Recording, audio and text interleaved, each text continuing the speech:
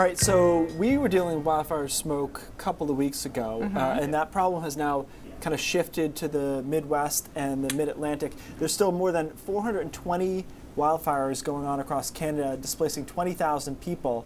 And we've got a lot of problems going on there, delaying flights in the United States as well. We just want to look at some of these pictures here. But what I'm seeing is, I don't know if you guys have seen this, down in New York, down into the Mid-Atlantic, in the Midwest. These pictures coming out of here, even Connecticut, are just wild. Much heavier smoke than we saw when we were dealing with it a couple of weeks ago. So the question has been raised, how is the smoke essentially skipping us, right? I mean, we're bordering with Canada, and we're not really seeing much of that. Well, there's a couple things. So this is the current smoke situation.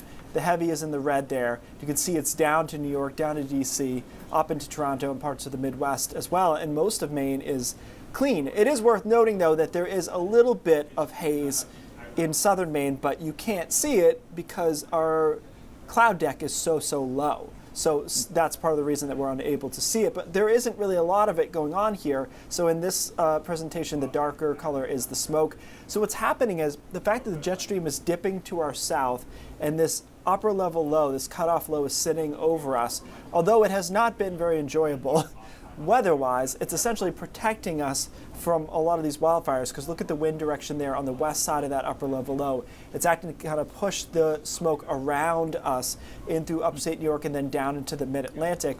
And then on the other side, it's pulling smoke up, but it's up through the ocean. So Maine ends up in this spot where there's not much going on. Even when we progress this forward through tomorrow, well, the upper level low is still there. So even though there will be periods of light haze down across southern Maine, if you happen to see it, which you probably won't, we're not really going to get that much smoke going on here. The last factor, guys, is that the Halifax fire and a lot of those fires in that area have been contained now, combination of firefighting efforts and the rain. So the active firefighters now are to the west of Quebec, and that's part of the reason too that the winds are bringing it down. But they're having much more problems with it. Like, people are actually kind of choking on it a little bit there, whereas ours, when it came through, it was largely higher.